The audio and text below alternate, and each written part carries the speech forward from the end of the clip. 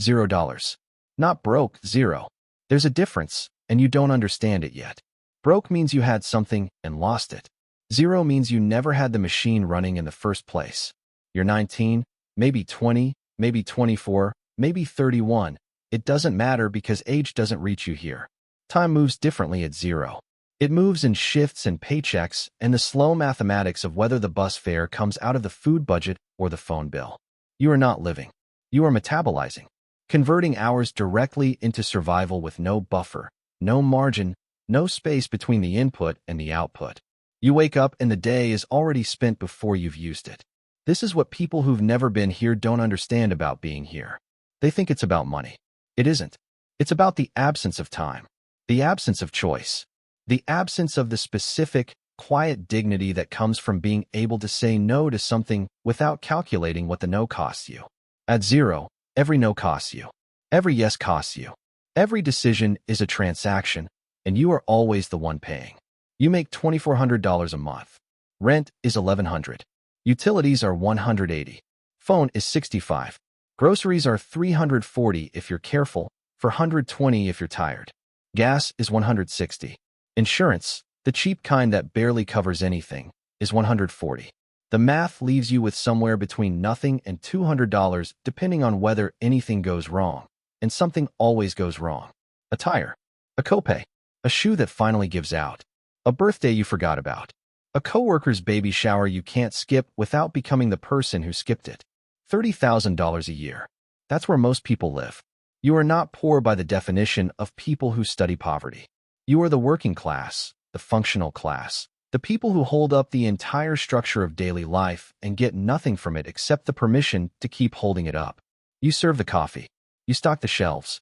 You drive the truck. You answer the phone. You clean the room. You are the infrastructure. And the infrastructure is not paid to think about itself. You think anyway. At 1 in the morning, after the shift, you lie on your back and run numbers in your head. You are trying to find a number that doesn't exist. A number where the rent and the loans and the food and the phone and the emergency that hasn't happened yet all fit inside what you make. There is no such number. You already know this, but you keep checking. The way a person checks a lock they already know is locked. The math becomes a ritual. The ritual becomes a personality. You start making $48,000. A raise, a new job, a promotion that took 2 years, and a lot of quiet resentment. You feel the difference immediately. Then you feel it disappear. The apartment you could tolerate becomes the apartment you need to leave. The car you were keeping alive with tape and prayer becomes the car you replace with a lease you shouldn't have signed. The lunches you used to pack become the lunches you buy. The coffee becomes a ritual you pay for, not a ritual you make. Lifestyle creep isn't a personal failure. It's physics. Water fills the container. Money fills the life. And the life expands not because you're weak, but because you've been holding your breath for years, and now you finally have a half second to exhale, and the exhale costs $600 a month. You still don't have savings. You have a slightly better version of not having savings. You have a credit card with a higher limit. You have a car that works. You have groceries you didn't have to price compare. You feel, for the first time in your adult life, like a functional adult. And functional adult is a trap. Functional adult is the stage where the system wants you to stay. You pay your taxes. You pay your rent. You pay your interest. You consume just enough to keep the wheels spinning. You are not behind, and you are not ahead. You are the middle, and the middle is engineered to be sticky. $75,000 a year. This is the number that shows up in every article about happiness, the threshold beyond which money supposedly stops improving well-being. Those articles are written by people who have not lived at $75,000 in a city that costs $110,000 to live in comfortably. You make $75,000 and you are still doing math. Different math. Better math. Math with more zeros. But still math. You have a 401k now. You contribute 4% because that's what your employer matches and you've read enough to know you should take the match. You don't increase the contribution because the 4% already stings. You have $3,000 in a savings account that functions as a buffer, not a future. It is there so that when the transmission goes, you don't end up on a credit card. It is there so that when the dentist gives you the number, you don't have to flinch. It is not there to build anything. You are not building yet. You are stabilizing. You start to notice something around this level. The people you knew at zero have started to sort. Some of them are still at zero. Some of them climbed with you. Some of them have passed you. And the ones who passed you have started to look at you differently. And you have started to look at them differently, and nobody talks about it, but everybody feels it. Money changes the geometry of friendship in ways that nobody warns you about. You don't lose friends because you're richer or poorer than them. You lose friends because the conversations stop aligning. The things that occupy their attention stop being the things that occupy yours. 100,000. 6 figures. The number you grew up thinking meant you had made it. You hit it at 29 or 32 or 38, and you wait for the feeling. The feeling doesn't come. The feeling was supposed to come. Instead, what comes is a strange, quiet disappointment. You are making 6 figures, and you still feel the pressure. You still check the account before the auto-pay hits. You still calculate before the dinner. The tax bracket took more than you expected. The cost of the neighborhood you moved into took more than you expected. The lifestyle that feels appropriate to your income took more than you expected. 100,000 feels like 60,000 did a decade ago. And you begin to understand, not as a concept, but as a lived fact, that income is a treadmill, and the treadmill speeds up exactly as fast as you do. This is where the first real fork appears. You can keep running on the treadmill. Most people do. You can run on it for the next 30 years, and you will end up fine. Not rich. Fine. A paid-off house, a modest retirement, a life that worked. There's no shame in that life. It's the life the entire system is designed to produce.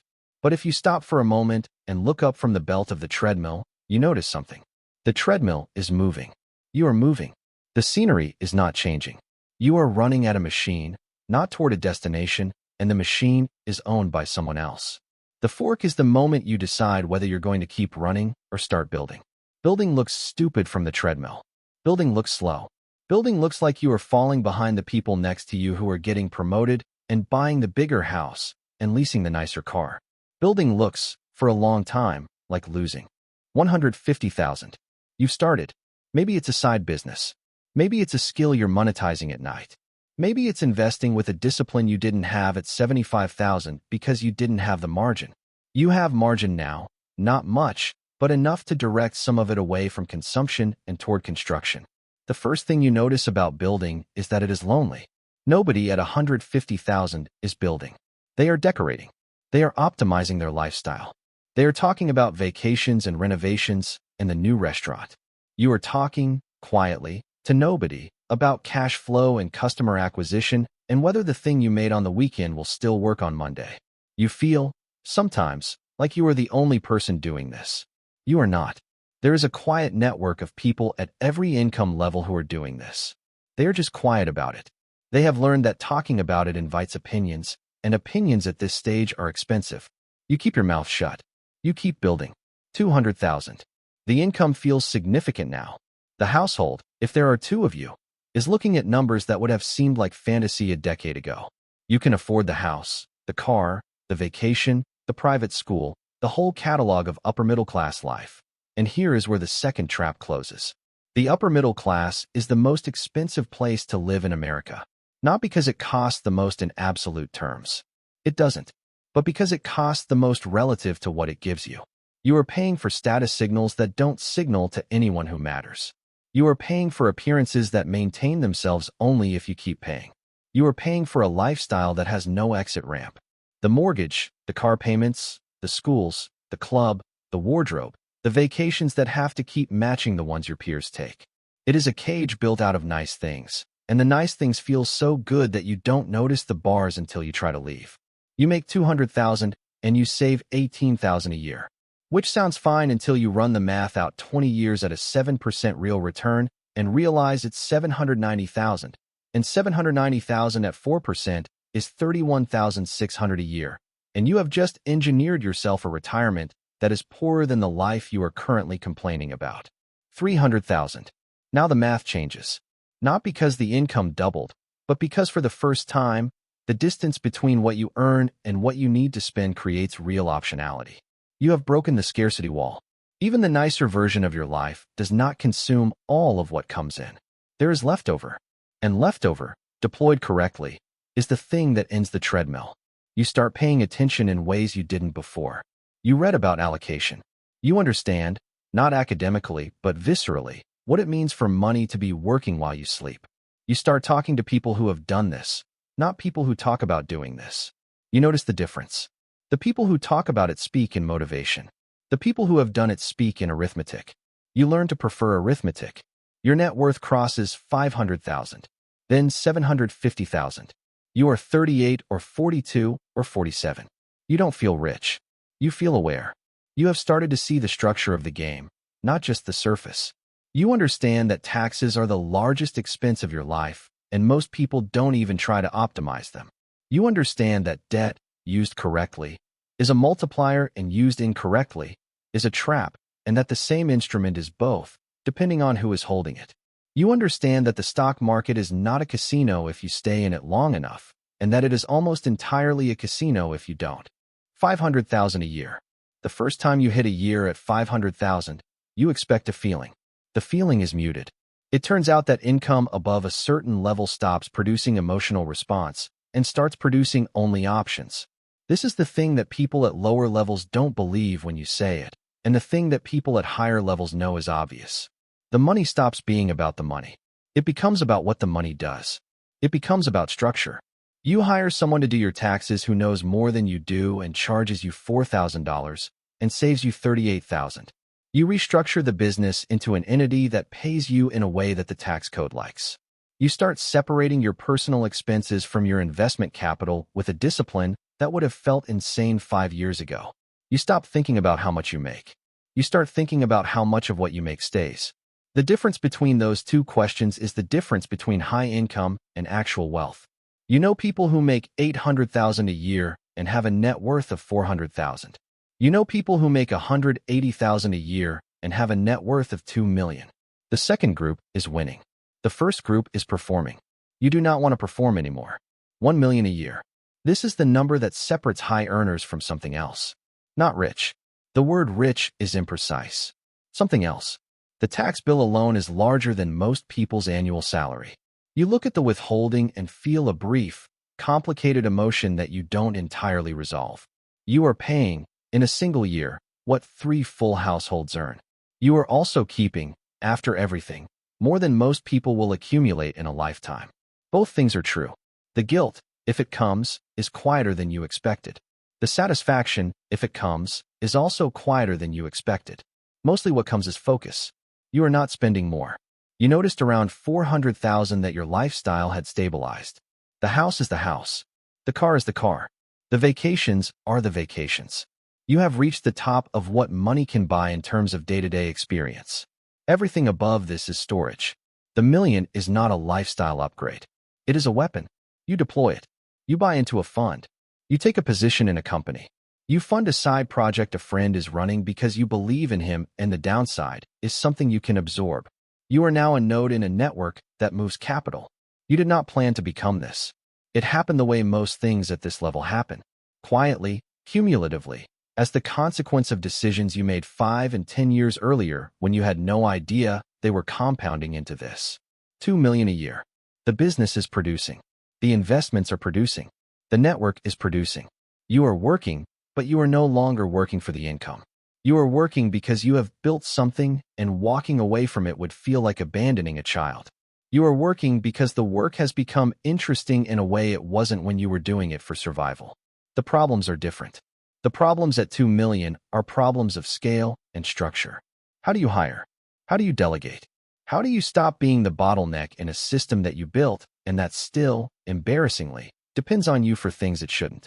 You realize that the thing limiting your next level is not the market. It is you, your habits, your psychology, your inability to let go of the parts of the work you were good at when you were smaller. Growth at this level is almost entirely a subtraction problem. What do you stop doing? Who do you stop being? 5 million a year. The air changes. You notice it in small ways first. People who used to return your emails in a day now return them in an hour. People you used to chase now chase you. Meetings you used to fight to get now come to you. And you have to start declining them. And declining them feels strange in a way you don't fully examine. You walk into rooms, and the rooms recalibrate. You did not ask for this. You don't fully want it. But you cannot unsign for it either. At this level, your name has become a signal, and signals don't ask permission before they operate. You make decisions now that move numbers you don't see. A yes you give over lunch reshapes someone else's year. A no you give in an email closes something that would have otherwise opened. The asymmetry of your influence relative to your effort becomes uncomfortable if you look at it directly, so you mostly don't look at it directly.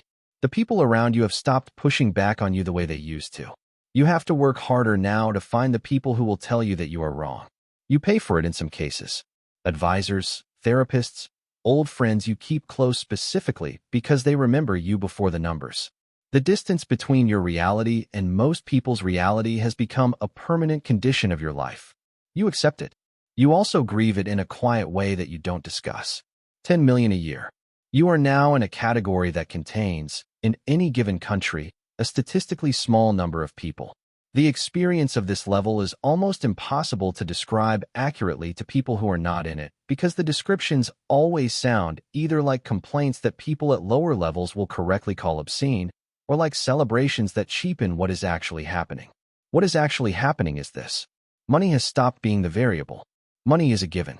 The variables are now time, attention, relationships, energy, legacy, meaning.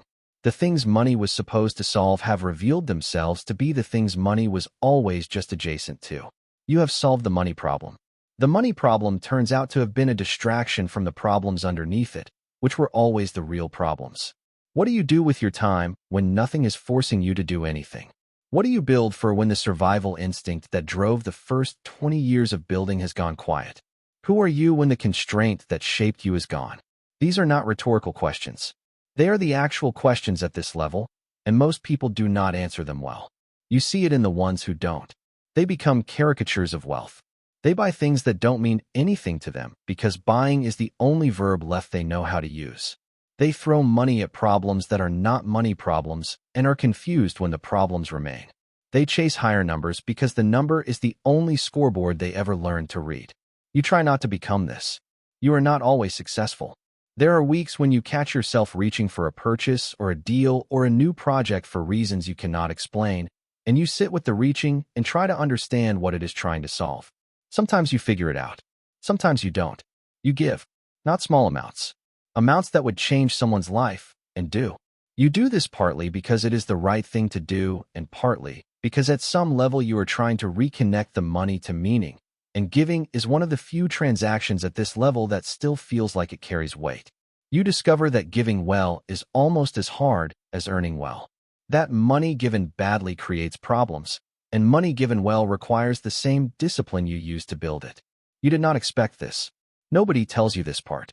Your days are structured in a way that would have been unimaginable to you at 30,000. You wake up when you wake up. You work on what interests you. You take calls with people who are operating at your level or above it, and the conversations are shorter and denser than any conversation you had at lower levels. You have learned that most decisions at this level are made in under 5 minutes by people who have spent 20 years preparing to make them in under 5 minutes. The preparation was everything. The decision is nothing. And somewhere, at this exact moment, there is someone at 0, someone at 30,000, someone at 75,000, someone at 200,000, someone at 1 million. Each of them thinks their level is the level. Each of them thinks the person one step above them has figured something out that would solve the tension they feel. None of them are exactly right, and none of them are exactly wrong. Each level solves the previous level's problem and introduces a new one. At 0, the problem is survival. At 30,000, the problem is margin. At 75,000, the problem is the trap of the functional middle. At 200,000, the problem is the cage of upper middle class performance. At 500,000, the problem is converting income into structure.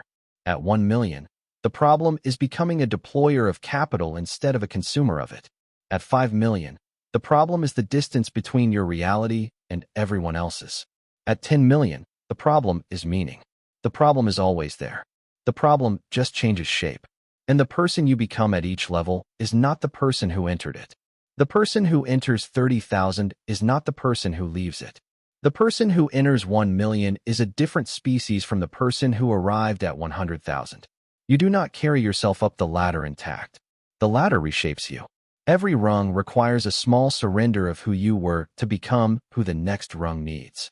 And at the top, if you ever get there, you look back down the ladder and you see yourself at every level, standing on each rung, a younger version who thought this rung was the answer, and you understand that none of them were answers.